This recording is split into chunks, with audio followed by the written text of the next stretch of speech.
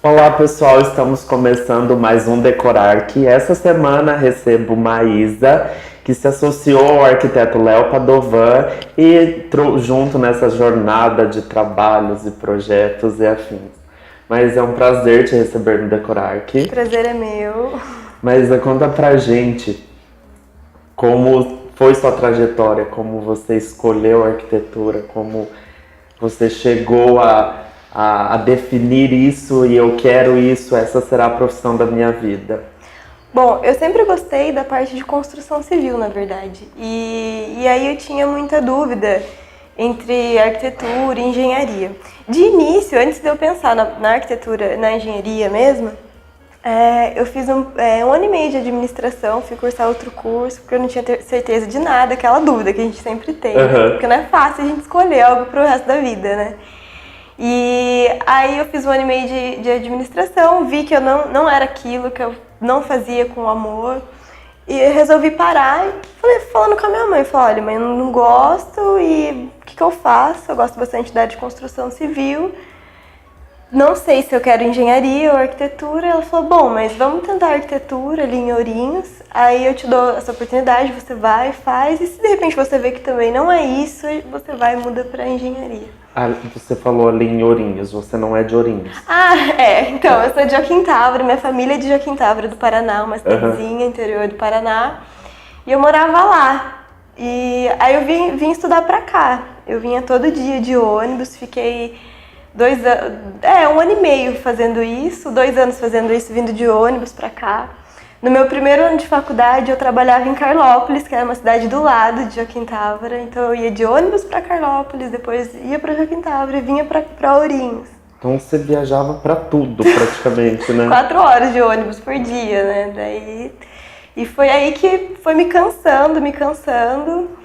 E aí que acabou surgindo a oportunidade de ir com o Léo. Só para eu entender, essas viagens você fazia já no curso de arquitetura. A administração você fez onde? Você fez Ourinhos também? A administração eu fiz em Santo Antônio da Platina, na verdade. Você fez 1 ano e meio? Fiz 1 ano e meio. Aí eu parei, eu ia ficar 6 meses parada até conseguir o início do curso de arquitetura. Nesses 6 meses eu fui fazer um curso de AutoCAD. Porque a gente pensa em arquitetura, a gente logo... Antes de começar a arquitetura. Antes de começar a arquitetura. A gente relaciona muito isso, né? Eu preciso correr e aprender um programa de desenho. A gente acha que a arquitetura é isso. E aí eu fui fazer esse programa de AutoCAD antes de começar a arquitetura, justamente pelas dúvidas que eu tinha. Aí eu fiz esse curso, no outro ano eu iniciei a arquitetura. E aí já no início eu pensei, poxa, eu preciso procurar um estágio, porque como eu tenho essa dúvida... se eu tiver isso todos os dias convivendo com a arquitetura, eu vou ter essa certeza mais rápida, se é a arquitetura ou se é a engenharia, né? Aí eu consegui um estágio no escritório do Residencial Ilhabela, lá em Carlópolis, né? Num condomínio lá em Carlópolis. Lá eu trabalhava com o Hiroshi. E lá eu fazia bastante projetos da parte urbanística. Então, eu trabalhava com muita praça, fazia praça, placas de identificação, pórticos, e a parte residencial mesmo tinha pouco, sabe? Eu trabalhava mais como desenhista, eu estava no primeiro ano de faculdade, tudo era novidade, estava aprendendo bastante. Mas você entrou de cabeça então, porque mudou a profissão. Começou uma faculdade nova, já no primeiro ano já entrou em num outro serviço já na área que você queria. E entrou de cabeça. Sim, com certeza. Até porque para eu conseguir agregar mais, né, mais conhecimento, assim. Então eu sempre fui um pouco desesperada nas coisas, assim, sabe? Isso te ajudou? Com certeza. Para mim, estágio, assim, é essencial. É essencial. Principalmente que aqui a faculdade, ela não é período integral, né? Então eu fazia à noite. Então, essa vivência com a arquitetura, a experiência do cotidiano, trabalhar com cliente, tudo foi no estágio mesmo que eu aprendi. E era tudo muito corrido, né? Tudo, igual sempre. Você falou. Então, você morava em Joaquim Távora, Isso. que é uma cidade aqui do norte do Paraná, né? Aí você ia todo dia fazer estágio em Carlópolis. Exatamente. Aí você voltava para sua cidade e vinha para Ourinhos estudar. Isso. E voltava de ônibus, chegava lá meia-noite, dormia e no outro dia de novo. Aí foi me cansando, porque eram 4 horas de ônibus por dia e tava me cansando. Aí eu resolvi falar, eu quero vir morar para Ourinhos, tô cansada. Quero vir morar para Ourinhos e comecei a procurar estágio. Mas como eu ainda estava no segundo ano de faculdade, eu não tinha tanto contato com o pessoal daqui, estava conhecendo os colegas ainda, né? Eu tinha contato com os professores. Eu comecei a conversar com os meus professores. Falei, olha, eu tô procurando estágio, eu quero ir morar para Ourinhos, tudo, alguém sabe de alguma coisa? Foi onde surgiu, até acho que foi, eu não lembro se foi a Adriana, a Alessandra, uma das minhas professoras me falaram, o Léo, ele tá reformando o escritório dele e eu ouvi dizer que ele estava procurando uma estagiária, alguém para estar trabalhando junto com ele, porque ele tá sem ninguém no momento. E aí eu fui conversar com o Léo, mas na época eu não tinha muito contato com ele também, ele foi meu professor, mas por pouco tempo. E aí tudo era muito novo, tudo era assim, era um desafio, eu tava arriscando ali, né, para vir para um lugar que eu não conhecia pouca gente, para trabalhar com alguém que eu também não conhecia na época. E aí o Léo, acho que foi em torno mais ou menos de 6 meses eu tendo contato com o Léo, mandando e-mail para ele até que a reforma do escritório terminasse, para ele me chamar para trabalhar. Eu tava até desistindo já, eu falei, não, acho que ele não vai me chamar porque eu não tenho contato com ele, eu não tenho intimidade com ele. E às vezes ele até chamou outra pessoa, né? E aí eu sei que na metade do ano ele me mandou, entrou em contato comigo e me chamou e eu vim pra cá. Peguei minhas coisas e Isso no segundo ano? Isso no segundo ano de faculdade. Estava no começo, no final do segundo ano? Estava no meio, na metade. E você ainda trabalhava em Carlópolis? Não, eu tinha parado. Eu fiquei 1 ano em Carlópolis e eu parei, eu comecei, foi no começo do ano, no final eu parei, eu acabei saindo de lá. Fiquei 1 ano lá e fiquei 6 meses parada, lá na minha cidade. Até eu conseguir. Nesses 6 meses eu tava aqui conversando com o Léo, né? Até ele tá me chamando. E aí, quando teve o convite, você. Aí eu peguei minhas coisas e vim pra cá, né? Não pensou 2 vezes. Mas era aquela insegurança. Era aquela insegurança, né? Eu vim morar sozinha, eu vim trabalhar com ele, lugar novo, tudo. Mas vim. Eu não queria mais ficar lá e vim pra cá. Nesse momento que você veio para Ourinhos, você pegou as suas coisas e falou, vou me mudar para Ourinhos, entrou no escritório do Léo, você já estava na certeza de que era arquitetura? Sim, nesse momento já, e depois que eu vim para cá ainda só me fez me apaixonar cada vez mais, porque eu tive mais contato com projetos residenciais, comerciais, né? O Léo sempre me deu muita liberdade aqui dentro, eu sempre tive liberdade de criação, ele sempre me soltou, falou, Maísa, vai, eu quero que você atenda os clientes, eu quero que você fale, que você tenha voz aqui dentro. Então isso me ajudou bastante e fez com que eu me apaixonasse cada vez mais pela profissão. Então desde o segundo ano, aí você veio encaminhando. Então eu teria uma pergunta talvez para você, como foi seu primeiro projeto? Você teve um primeiro projeto, já que você começou trabalhando já no seu primeiro ano, então você já estava ali na atividade. No segundo você já entrou no escritório do Léo. E aí como foi? Porque lá você fazia mais essa parte de urbanismo, por ser residencial. No escritório do Léo já entrou mais com projetos. Isso. Né? E aí você já entrou focada em projetos, em atender logo no segundo ano. Sim. Lá em Carlópolis eu tenho alguns queridinhos também, que até... Como foram os meus primeiros desenvolvimentos, meu primeiro contato com o desenho, tudo, então eu tenho até, assim, pórticos que hoje a gente pensa, é uma coisa simples, mas que é querido pra mim, porque foi uma das minhas primeiras criações, assim.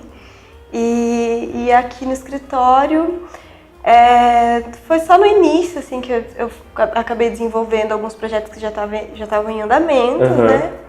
Mas a partir de um tempo eu já tive contato com todos eles, então eu nem sei te dizer assim qual que seria o meu primeiro projeto, assim, mas é o amor, o carinho que tenho por cada um desde que eu entrei, assim. E você tem algum queridinho seu, algum que você fale, nossa, esse aqui, olha, eu me apaixonei, eu me entreguei? Ou não tem algum em específico? Todos, porque eu vou falar assim, pra gente projetar, a gente precisa conhecer muito bem o nosso cliente, a cultura, o dia a dia dele, os sentimentos dele. Então a gente acaba se colocando no lugar para conseguir descobrir qual é a real necessidade e tá criando um espaço para que seja confortável e que ele seja feliz ali dentro. Então a gente coloca muito sentimento em cada projeto, é muito carinho, muito sentimento, então todos são queridinhos, todos. Aí depois que você vê que aquilo que você criou, que saiu da sua cabeça, que você colocou no papel, aquilo construído, isso é demais, assim. Então todos são queridos, não adianta. Eu falo que numa obra, cada obra que a gente tem, assim, fica um pedacinho da gente. A gente acha que é nossa. E você se entrega, né? Você Sim, acaba fazendo uma amizade, você cria laços. Muito. Porque você tem um convívio ali diário com a pessoa ali um longo tempo. Então você acaba vendo tudo dela, né? Com certeza. E você precisa tirar o máximo de informação muitas vezes para poder fazer o projeto ideal, que atenda todas as necessidades. Eu acho que isso que é o bacana, né, da nossa profissão. Legal. Isso, de certa forma, é muito gratificante, né? Muito. E como você recebe esse carinho pós-obra ou pós-projeto, quando a pessoa lá vê o resultado final ali, como... É muito legal. Na verdade, acontece muito da pessoa chegar aqui e falar, olha, mas, Léo, eu quero um projeto assim, assim, assado. E aí depois da nossa conversa a gente descobre que, na verdade, aquela não é a real necessidade dela. Que nem ela sabe assim, qual que é a real necessidade. A gente desenvolve um projeto de acordo com o que a gente sente e mostra para a pessoa fala, isso daqui não tem nada a ver com o que eu estava imaginando, mas é muito melhor, você conseguiu achar o que eu precisava, então muitas vezes a gente consegue descobrir a real necessidade do cliente que nem ele imaginava, assim. Isso que é bacana a gente passar até pro pessoal de casa, para procurar um profissional, porque muitas vezes até o que o cliente acha que ele quer, muitas vezes não é o que ele precisa. Exatamente. Não é a necessidade dele. Isso é muito bacana. Aí que depois vem os arrependimentos, aí depois tá construído, fez lá, né? Aí vem os arrependimentos, falar, poxa, por que eu fiz isso? Poxa, eu investi uma grana nisso daqui e isso não tá me fazendo bem, não é o que eu precisava, entendeu? Então é muito importante a contratação de um arquiteto justamente por isso. E esse é um dos fatores, na verdade, né? Então, para você conseguir se programar, para você evitar o estresse também, né? Conseguir se programar pelo andamento da obra, com relação a custo e tudo mais. E realmente a gente cria espaços, são todos pensados e planejados. Às vezes a pessoa não consegue, né? Não tem todo o estudo que a gente tem para conseguir Exatamente. Mas depois do intervalo você vai contar mais um pouquinho para mim do escritório, de como foi essa parceria, de como é o atendimento, como você chega até o cliente. Você vai contar tudo isso para mim, tá? A gente vai fazer um rápido intervalo e já a gente volta conversando mais um pouquinho com a Maísa.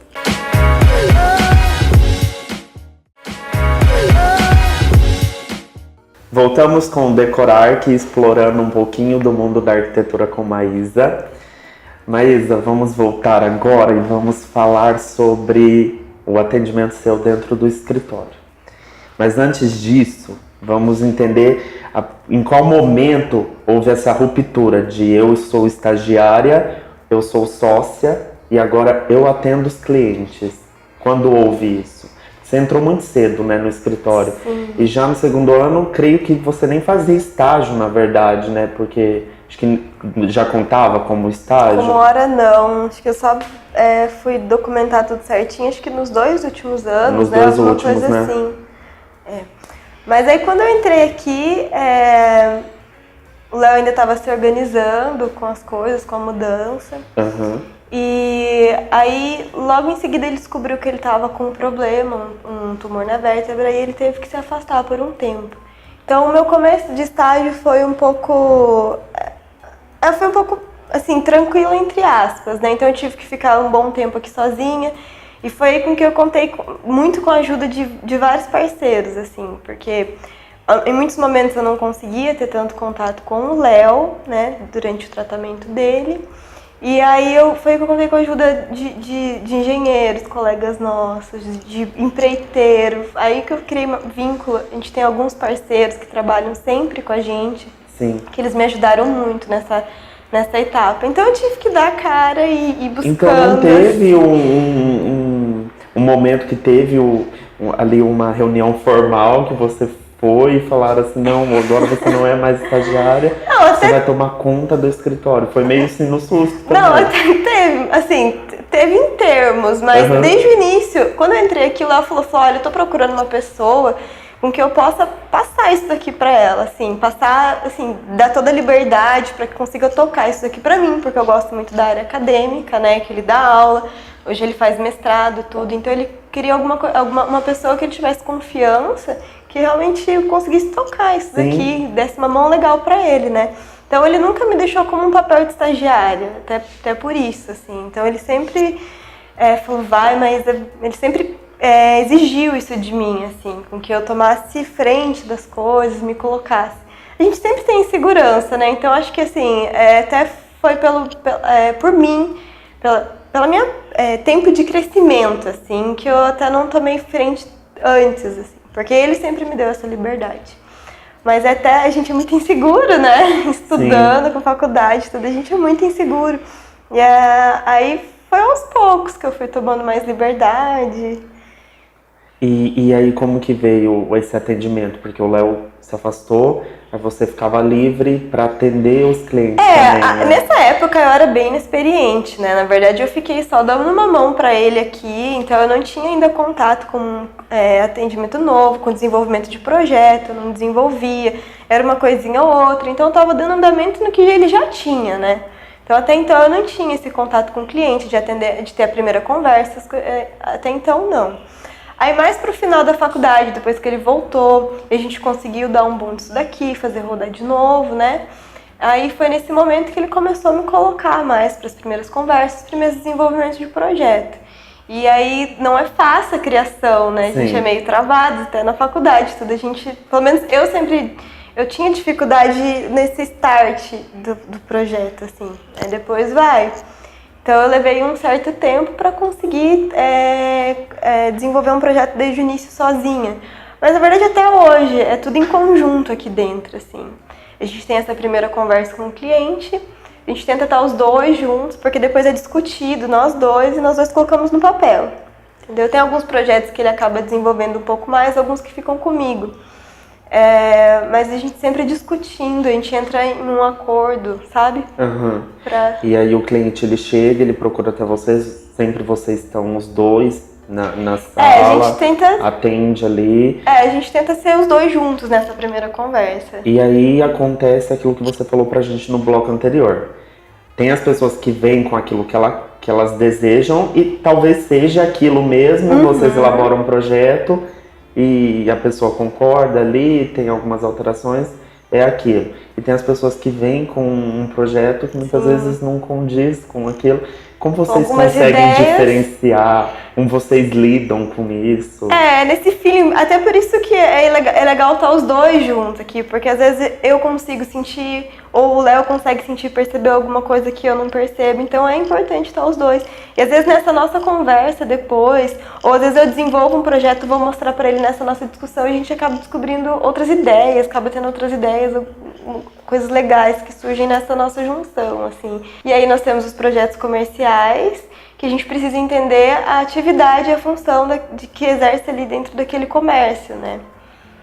Então nós já trabalhamos com lojas de roupa, que a gente precisa atender as necessidades do cliente da loja de roupa, fazer com que aquilo funcione realmente, né? E então nós já fizemos academias, lojas de roupa, cada um é um público diferente, a gente tem que perceber, aí a gente tem que buscar o cliente do comércio, né? Não é só o proprietário do projeto, né? Da construção.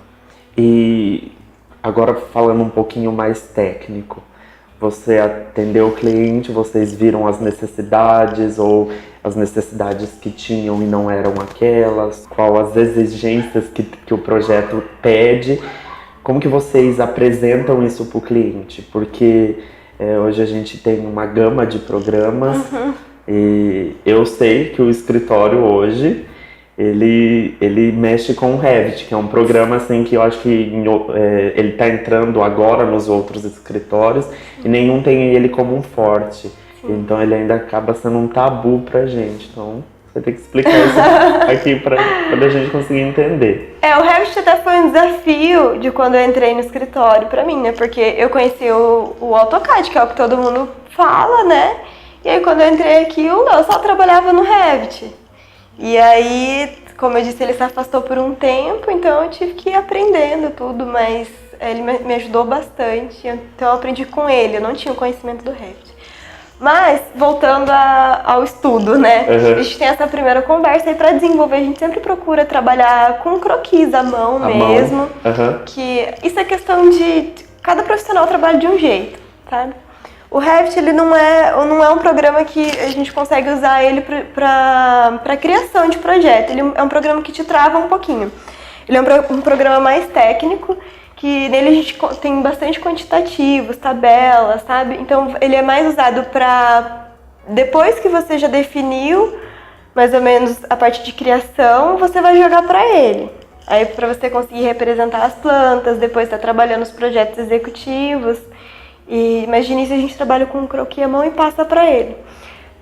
A parte de modulação, que são aquelas imagens em 3D e os vídeos que a gente também gera aqui dos projetos, que são muito importantes para a apresentação, para o cliente conseguir visualizar como é que vai ficar a casa dele, né? Então a gente consegue fazer vídeos andando por dentro da casa, em volta, tudo. É o Lumion. O Lumion, ele é um programa que ele foi desenvolvido para jogos, para criação de jogos, e ele foi passado depois para arquitetura. Então lá a gente cria a modelação em 3D. Então o básico a construção a gente trabalha no Revit e depois a gente passa para o Lumion para poder colocando a parte de paisagismo, interiores e gerando aquelas imagens que todo mundo quer, né? Aqueles vídeos. Então é nesse ponto que vocês fazem a apresentação para o cliente. Isso. Vocês elaboraram um projeto e vocês apresentam então as plantas no Revit. Isso. E toda essa plástica do projeto no Lumion. Sim. E é assim que é vendido o projeto. Exatamente, E que enche os olhos dos clientes. A planta ela é super importante, né? Porque desde o início a gente trabalha com layout para poder desenvolver a planta em si. Então, nenhum quarto é criado aleatoriamente. Eu vou falar, um tamanho legal de quarto é 4x4. Não existe. Então, eu vou perguntar para a pessoa o que ela precisa, o que ela quer dentro do quarto dela e a gente vai trabalhar em cima de um layout. Então, a planta é super importante por isso. A gente já mostra esse layout de como é que vai ficar a circulação para a pessoa. Mas muitas vezes o que encanta os olhos mesmo são as imagens, né? São as imagens, né? Só para a gente entender aqui. Então seria como se fosse uma junção. Eu tenho primeiro o croquis, segundo eu tenho a planta com auxílio do Revit e aí uma humanização disso tudo com um vídeo. Então os três somados aqui, nenhum mais importante que o outro, dá esse produto final para uma ambientação melhor, para um entendimento melhor para o cliente. Sim, seria isso, exatamente. Né? E o escritório hoje, ele propõe isso a todos os clientes. A todos os clientes, com certeza. Todos. O que vocês puderem fazer para melhorar o entendimento, o escritório propõe. Exatamente. E essa parte de estudo a gente trabalha 1, 2, 3 vezes, quantas vezes for preciso para conseguir alcançar aquilo que a pessoa realmente quer. Tá, para depois entrar na parte de executivo, na parte de execução da obra. Eu achei interessante que você falou assim, de um quarto, você deu o exemplo de um quarto. Um quarto ideal seria 4x4. Não, o quarto ideal não é isso. É justamente esse o papel do arquiteto, ver o papel do quarto, o papel do ambiente. E aí não tem apesar de ser praticamente uma receita, a circulação como um todo, cada ambiente ele exige um tamanho X pela necessidade do cliente, pelo que ele vai colocar ali dentro daquele quarto. Exatamente. E vocês nós temos que ver tudo isso aqui no escritório, vocês estão bem a par disso para conseguir tudo isso, né? Sim, e a gente tem que respeitar também essas medidas de circulação para que fique confortável, né, para o cliente também. A gente já faz pensando nisso. Se você quer colocar uma cama king, que a gente estava falando do quarto, então você vai ter tanto de circulação sobrando, você vai conseguir colocar um guarda-roupa, você vai conseguir colocar um painel de TV, uma bancada para maquiagem e ter uma circulação confortável. Tudo isso é importante. Porque às vezes você faz lá um aleatório, um tamanho padrão, e aí quando você começar a colocar os seus mobiliários, você vai ver que você não consegue colocar aquela penteadeira para maquiagem que você quer, por exemplo. Sim. Uma bancada para maquiagem. Ou não consegue colocar um guarda-roupa, uma cama um pouco maior, te trava. E você tem que pensar no futuro, né? Você não pode se amarrar. Então, hoje a minha cama, que a gente estava falando, é uma cama de casal. Hoje eu tenho na minha sala de jantar eu tenho uma mesa pequenininha de 4 cadeiras. Eu tenho a intenção de aumentar a minha família, de ter filhos ou não. Então, a gente precisa criar um espaço que consegue suprir a necessidade de mais pessoas lá dentro. Você consegue adaptar ali os móveis sem ter que fazer uma quebra total. Exatamente. Ali depois você já está construído, você não consegue colocar uma mesa maior ali, um sofá maior. A não ser que você chegue e fale para mim, olha, essa casa é para eu ficar 1 ano ali, após isso eu quero mudar, eu quero construir uma outra casa. Acontece isso, assim. Eu quero construir uma outra casa que aí sim eu vou levar para o resto da minha vida ali. Então nós vamos fazer alguma coisa mais do momento mesmo. Às vezes a pessoa quer alugar depois, então a gente já trabalha com alguma coisa mais padrão, entendeu? O que não deixa de ser pensado, que você vai ter que pensar de qualquer maneira. Você e o Léo separou uma obra para levar a gente para mostrar pro pessoal. E depois no intervalo voltaremos direto da obra, onde o Léo e a Maísa vão mostrar pra gente todos os detalhes da obra. É rapidinho.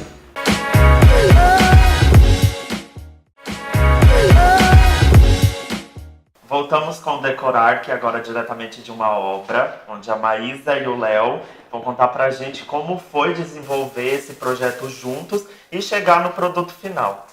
Léo, Maísa, é com vocês. Conta pra mim como que foi desenvolver esse projeto, vocês desenvolveram juntos, como foi o processo criativo? Bom, esse projeto aqui ele foi muito especial primeiro porque nós fizemos para um casal de amigos, né? Amigos de infância que eu estudei com eles junto, né? Então já tem esse lado sentimental envolvido, né? E partindo disso, a gente conseguiu chegar, acho que, num resultado bem interessante. Bom, basicamente, como é que a gente trabalha, né? Isso aqui foi feito mesmo a 4 mãos, né? A realização do projeto. De início a gente faz um briefing com o cliente, né? E assim que ele saindo, aí começa o nosso trabalho. Daí é aquela coisa da gente sentar junto, discutir as possibilidades, analisar todos os pontos que são importantes no projeto, jogar toda aquela a nossa intuição que a gente acha que caminho que deve tomar o projeto. E é um trabalho assim, não tem divisão, é um trabalho que vai fazendo, a gente vai construindo meio que junto. Cada projeto é muito particular, né? Então, assim, por mais que a gente às vezes tenha algum tipo de sistematização de trabalho, um acabe cuidando mais de uma parte do processo e eu cuido mais de uma outra parte do processo, mas no final das contas, por cada projeto ser uma coisa muito particular, o processo criativo também acontece de maneira muito particular também, né? Uma coisa bacana, principalmente desse projeto aqui, é que houve muita discussão, muito feedback entre nós dois, né? Então a gente, isso aqui, vamos fazer isso aqui legal, bacana, vamos fazer assim, vamos partir assim. Então a gente talvez foi um dos projetos que a gente mais trocou figurinha até, acho que foi esse daqui. Houve um envolvimento muito bem consistente aqui, então basicamente tudo que a gente resolveu aqui foi definido juntamente. Não tem... Você lembra se os clientes eles chegaram com o plano de necessidade deles, permaneceu toda a ideia inicial ou eles não deixaram mais livre para vocês dois trabalharem e projetarem? Sim, o programa básico sempre ele já vem praticamente formatado, né? Até porque eles também têm uma maturidade muito boa de construção, de casa, têm uma certa experiência. Então já tinha essa formatação.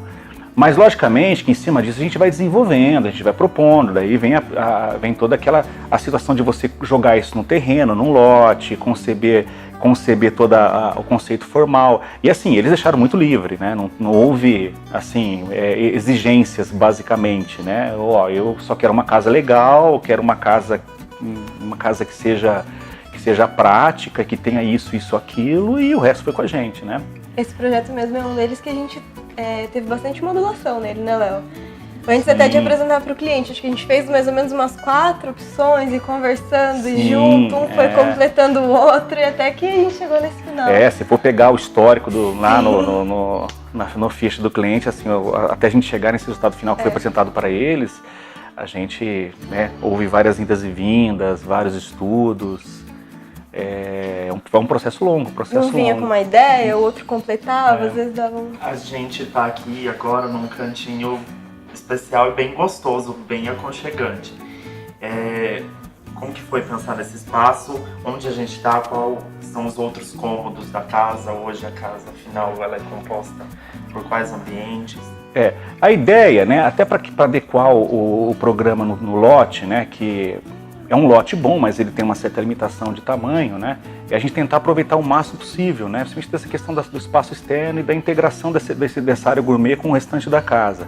Então a gente está aqui no espaço gourmet, a gente está vendo toda a área social, a cozinha como apoio também, está aqui do lado por esse passaprato. E tem aqui, a gente pode anexar aqui também, se precisar de mais espaço, a gente tem a garagem que a gente consegue anexar como área de lazer também, né? Mas a ideia foi de criar justamente esse espaço aconchegante que fosse de um uso convidativo, né? Em poucas palavras, como que você vê o produto final hoje? Apesar de ter alguns detalhes ainda que não acabaram, alguma coisa em outra, como você vê o produto final? Você sabe que, cara, tem uma coisa que é bem interessante, que a gente consegue perceber isso depois de um tempo que a gente entra na casa, que a família está morando, que a casa ela acaba criando uma personalidade própria, ela cria uma vida própria, né? Uhum. Essa casa aqui, ela já está com essa vida, né? Eles não entraram na casa ainda, né? Então eles estão realmente na fase final, vão começar o processo de mudança para casa agora. Mas, cara, é uma casa que já tem vida própria, é uma casa que tem, eu acho assim, dos últimos projetos que a gente fez, talvez seja uma das casas que mais tenha personalidade. Uma casa que ela tem personalidade própria. Eu acho que assim, ela tem um conjunto e uma linguagem que é diferente do que a gente tem aqui, né? A gente acho que conseguiu trabalhar isso. Isso aí foi também grande mérito do cliente proporcionar isso pra gente também, né? A fachada também, eu acho uma fachada, ela é bem original aqui, porque a gente tem hoje aqui na cidade. Ela já nasceu com uma vida própria já. Eu acho que assim, toda casa, ela vai criando a vida própria a partir do que o cliente entra na casa.